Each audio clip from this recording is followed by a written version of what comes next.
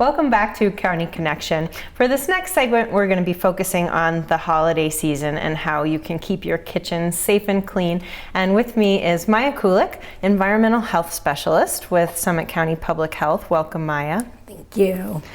So Maya, during the holidays, people are spending a lot more time in the kitchen, a lot of times preparing big meals for a lot of guests as family come into town. And sometimes they're preparing things that maybe they only make once a year. So with some of those changes in the kitchen, there is a little bit of a risk of foodborne illness. So tell us, and sometimes that's commonly referred to as food poisoning, but tell us, what is foodborne illness? So foodborne illnesses are when you get sick from something you eat. So that could either be when you ingest something that already is contaminated, or sometimes a spore or toxin will form in your body once you already eat a food if it's already in that food. So that's what we try to prevent in the restaurant setting with our inspection program. But home cooks also, it's very important for them too, because 1 in 6 people will develop a foodborne illness every year. So it happens all the time, whether it is in a restaurant, whether it's at home. It's definitely an issue, and if you can prepare food safely, that's how we can hopefully prevent that. So the number one thing I would tell anybody who's preparing food is to wash your hands. I know it's simple, everyone hopefully is doing that, but it's something to remember, and the proper way to do that. I don't know if you met Buster, who's our mascot. I have met Buster. Yep. So he goes into child cares and teaches children how to wash their hands properly. And so what we tell them is 20 seconds. Now, you know, in a child care setting, 20 seconds doesn't mean a lot. So we tell people, sing happy birthday twice. That'll be a good way to get to about 20 seconds of hand washing. So it's a lot longer than a lot of people would necessarily be doing. But your hands are touching all kinds of things all the time. And so it's the number one thing I would always tell people before you start preparation and anytime you're changing tasks. Okay, so talk a little bit more about changing tasks. So when you start off, obviously great to have clean hands, but what are the points when we should also be washing hands in the process of cooking? So cross-contamination is another concern. So when you're handling raw meats, those have a lot of bacteria on them just naturally. So anytime you're going from raw food to a ready-to-eat food, you would definitely want to wash your hands. Obviously, if you're touching dirty dishes and then going back to food preparation, again, those are times when you would want to make sure you're washing your hands, and also equipment. So your cutting boards, your knives, if you're switching between those types of tasks, you would want to make sure that those are getting washed in the same time. Okay, and then what should we be thinking about in regard to cross-contamination when it comes to storing food?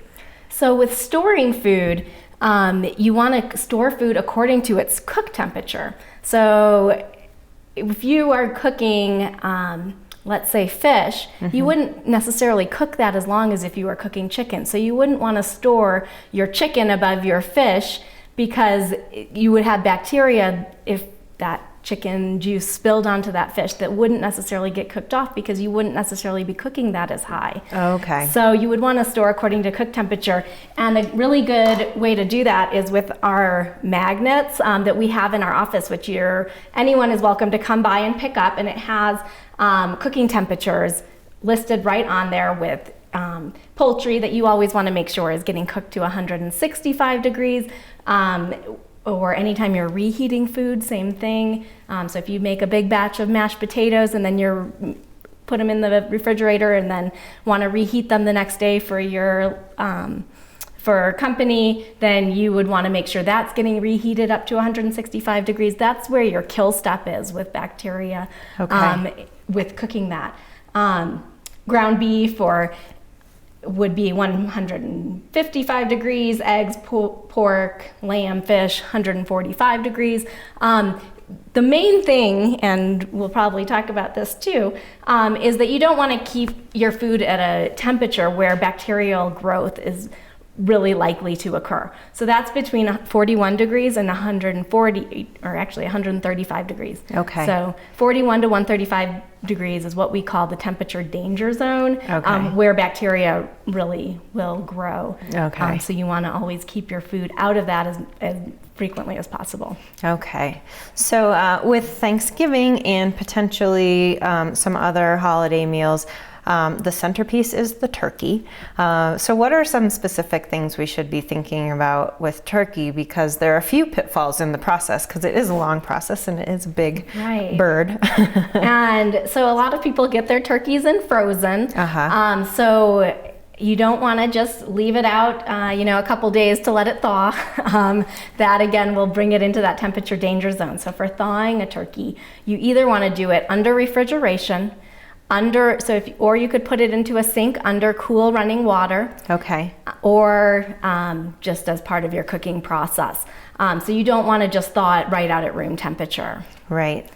So leaving it out on the counter is not a great idea. Not a great way to thaw, because parts of that turkey are going to start thawing really quickly, whereas other parts are still going to remain frozen. So you want to make sure that it's not getting bacterial growth in any part of it. Right. So there could be some parts of the turkey that are in that danger zone even while you're still waiting for the center of it to thaw out. Okay. And and how about cooking? So again, remind us what temperature are we looking for? So you're looking for 165 degrees, and that's in every part of the turkey. So if you stuff your turkey with stuffing, you're going to want to temp that. Okay. And you really want to, you can't just do it by the way it looks. Okay. You really want to have a thermometer so you can check that temperature. We use these digital thermometers that don't have to be calibrated. But you can get these at the supermarket. These are really available anywhere. Relatively inexpensive. Exactly. Too. Mm-hmm. So you want to temp several parts of the turkey because different parts of the meat are going to cook at different temperatures. So you're going to want to make sure every part of that turkey is getting up to 165 degrees. All right. So then one of the great things about Thanksgiving is all those great leftovers, so that we can make our turkey sandwiches with while we're watching football the rest of the weekend.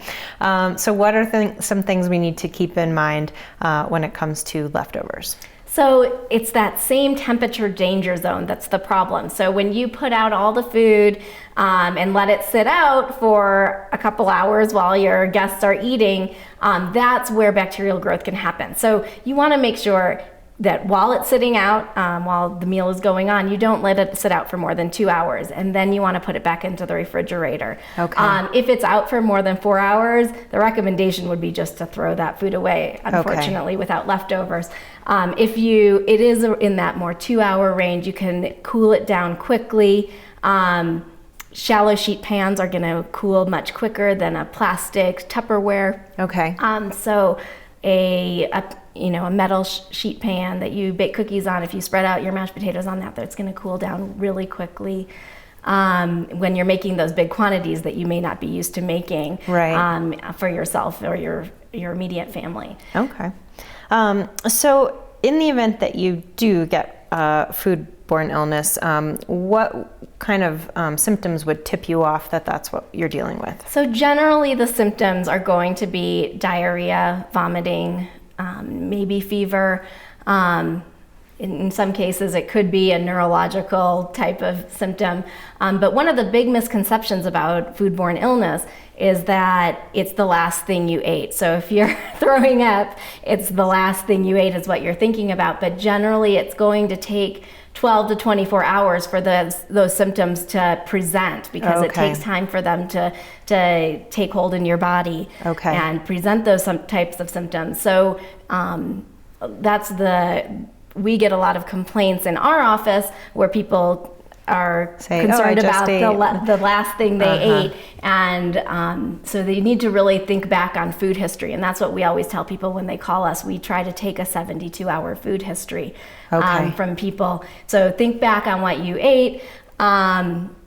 And our office is definitely a resource for people if they have questions about that, if they think they developed a foodborne illness, especially if they know a couple other people that maybe have developed it too, and there may be a common source. And your office finds it helpful when people report potential foodborne illness. We do. So like I said, 1 in 6 people will develop a foodborne illness every year. Such a minuscule number of those actually get reported, so it's hard to make those connections when there is a common source, because those don't get reported very frequently. Okay. So for folks who are interested in looking for some written information on some of the tips that you've talked about today, or just foodborne illness in general, or getting in touch with your office, what are some of the resources out there? So FDA has definitely some resources for home cooks, as well as the CDC, and those would also have resources on foodborne illnesses and preventing them. So those are definitely good resources. Again, our website has some resources, and feel free again to pick up your magnets for food temperatures. Right, and that's super handy because you can stick it right on your refrigerator, and so there it is while you're cooking, to remind yourself what that temperature needs to be. Exactly, I have one right on my fridge at home. Awesome. All right, Maya, and how can folks get in touch with you guys at Public Health? So you can always look at our website. So we are environmental health, we're under the Public Health Department, and we also, you can reach our office at 970-668-4070, and that, so either between the website and the phone number is a good way to reach us. All right, fantastic. Well, thanks for all the great tips, and we will wrap up here, but stick with us. We have one more segment on the way. We'll be talking about the Colorado Master Gardener Program, and thanks very much, Maya, for helping all the folks at home have a safe Thanksgiving. All right, and happy holidays. All right.